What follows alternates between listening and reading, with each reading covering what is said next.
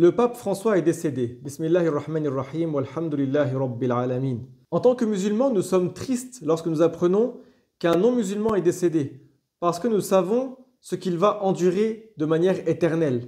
Allah a menacé d'un châtiment éternel celui qui meurt en étant non-musulman, en étant responsable. Responsable, ça veut dire pubère, avec la raison saine, et qui a reçu la base de l'appel à l'islam, qu'il n'est de Dieu que Dieu et que Muhammad est le messager de Dieu. Sallallahu ala Muhammad. Et nous savons aussi, nous musulmans, qu'Allah a promis le paradis pour celui qui a la foi, qui est croyant, ça veut dire qui est musulman. Allah récompense celui qui meurt sur l'islam par le paradis éternel. Même si le musulman grand pécheur a été châtié un temps en enfer, au final, il ira au paradis éternellement, où il aura beaucoup de bienfaits et sera récompensé car il est mort sur l'islam. Et Allah dit dans le Coran, Inna ad-dina indallahi l'islam. La seule religion qui est agréée par Allah, c'est l'islam. Il n'y a pas plusieurs religions qui sont agréées par Allah. C'est pas comme certains croient, comme quoi si une personne elle est droite dans la religion du christianisme, ou droite dans la religion du judaïsme, ou droite dans la religion islamique, alors les trois religions mènent au paradis. Non, c'est pas comme ça. La seule religion qui mène au paradis, c'est l'islam. Allah dit dans le Coran, Inna ad-dina indallahi l'islam. Ça veut dire la seule religion qui est agréée par Allah, c'est l'islam. Le judaïsme et le christianisme ont une croyance contraire, opposée à l'islam. Et deux choses opposées ne mènent pas au même chemin. Allah dit dans le Coran, Innal ladhina kafaru wa matu wa hum kuffar, ulaika alayhim la'natullah. Ce verset signifie ceux qui sont mécréants et meurent en étant mécréants, alors sur eux est la malédiction d'Allah. Allah n'a pas dit Ulaika alayhim rahmatullah. Allah n'a pas dit sur eux est la miséricorde de Allah, mais la malédiction de Allah. On n'a pas le droit en tant que musulman de contredire le Coran. Celui qui contredit le Coran, il a annulé son islam. Celui qui contredit le Coran, il a donc attribué à Allah le mensonge. Et attribuer le mensonge à Allah ou dire que le Coran comporte des mensonges, ça, c'est contraire à l'islam. Celui qui fait ça, il a quitté l'islam. Et bien sûr, pour revenir à l'islam, il doit prononcer immédiatement les deux témoignages. Il n'est de Dieu que Dieu et Muhammad est le messager de Dieu. Allah dit dans le Coran, مثل الذين كفروا بربهم أعمالهم كرماد اشتدت به الريح في يوم عاصف. Ça veut dire que les actes de ceux qui ont mécru sont comme de la cendre emporté par un vent fort un jour de tempête. Ça veut dire que dans l'au-delà, le mécréant qui est mort en étant responsable, il n'a rien de ses œuvres. Pourquoi? Parce que les bonnes œuvres au jour du jugement, la condition, c'est d'avoir été musulman et de mourir sur l'islam. Donc pour ceux qui disent que le pape François, il a voulu la paix à Gaza, ou qu'il a fait autre chose par rapport à Gaza, ça ne fait pas de lui un musulman.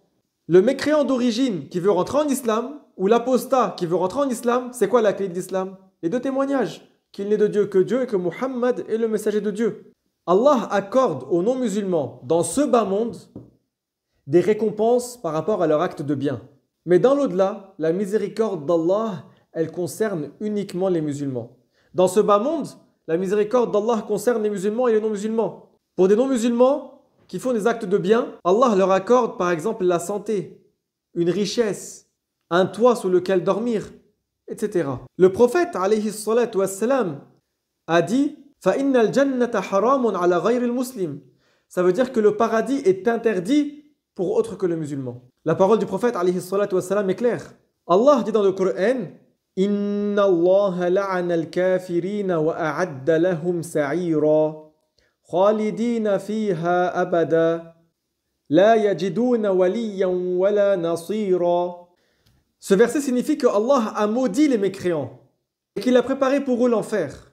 Et ce qui signifie aussi qu'ils ne trouveront aucun secours. Donc le fait de demander à Allah qu'il ouvre le paradis pour le pape ou pour un autre mécréant, cela est contraire à l'islam. Cela contredit la parole d'Allah et c'est de la mécréance. Celui qui demande le pardon d'Allah pour un non-musulman qui est mort non-musulman, il a contredit la parole d'Allah et c'est de la mécréance. ما كان للنبي والذين آمنوا أن يستغفروا للمشركين ولو كانوا أولي قربى من بعد ما تبين لهم أنهم أصحاب الجحيم. Ce verset indique que les prophètes alayhimus salam et ceux qui ont cru n'avaient pas à demander pardon à ceux qui sont morts non musulmans, donc mécréants, après avoir su qu'ils sont mécréants. Allah dit dans le Coran, dans Surah At-Tawbah, verset 90, ce qui signifie en français, si tu demandes pardon pour eux 70 fois, Allah ne leur pardonne pas, parce qu'ils sont morts sur la mécréance en Allah et en son messager.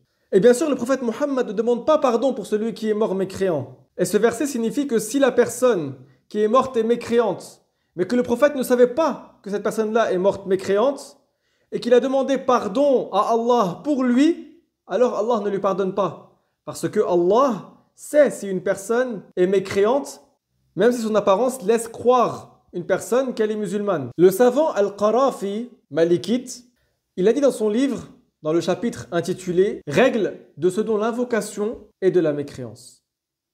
Ça veut dire qu'il va parler d'une règle dont si une personne y fait une invocation, donc un dua, il tombe dans la mécréance par cela. Qu'est-ce qu'il a dit?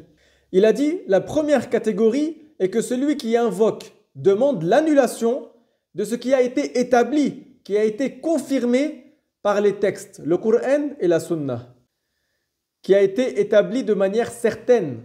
Il est établi par les textes, comme vous avez vu, qu'Allah ne pardonne pas à celui qui est mort mécréant, du moment que la personne elle est morte mécréante en étant responsable. Donc ce savant dit que celui qui demande pour celui qui est mort non musulman, en étant responsable, qu'Allah lui pardonne ou qu'Allah ouvre les portes du paradis, pour ce mécréant, alors il a fait de la mécréance. Il dit qu'il y a des exemples. Alors il dit, le premier, dire « Oh Allah, ne châtie pas celui qui a mécru en toi ».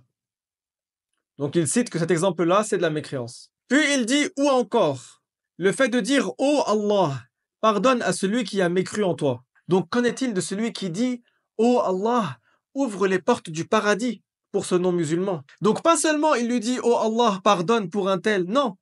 Il lui dit « Récompense-le ».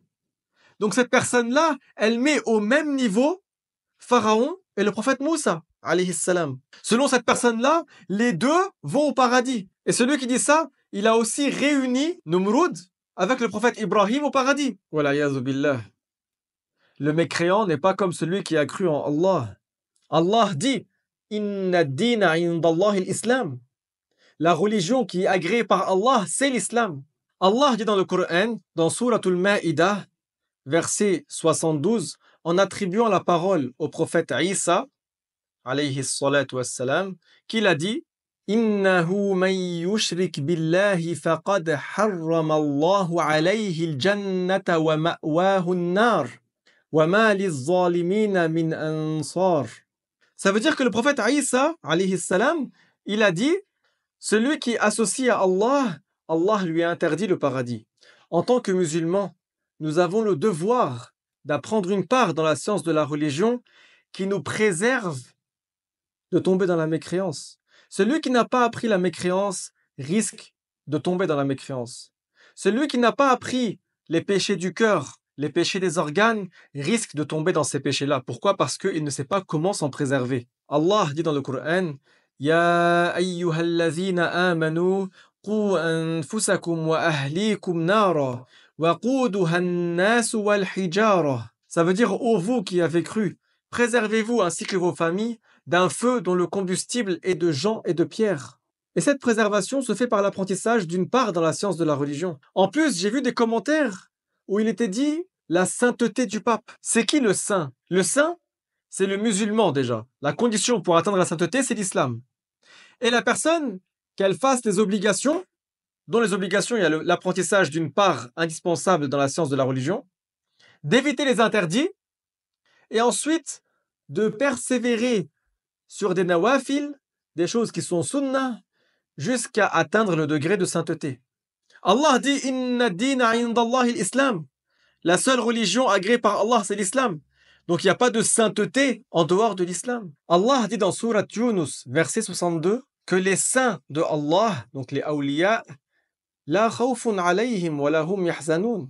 Ça veut dire que les saints n'ont pas de crainte à avoir. Est-ce que c'est le cas des non-musulmans? On a vu par les versets, on a vu la parole d'Allah concernant ceux qui meurent non-musulmans en étant responsables et qu'ils ont la malédiction d'Allah. Donc bien sûr, ce ne sont pas des saints, loin de là. Je vous invite à beaucoup partager cette vidéo afin de propager la bonne compréhension de l'islam et de mettre en garde et afin que ceux qui sont concernés fassent le nécessaire. Et abonnez-vous. Alhamdulillahi Rabbil Alamin wa salatu wa salamu ala Rasulillah.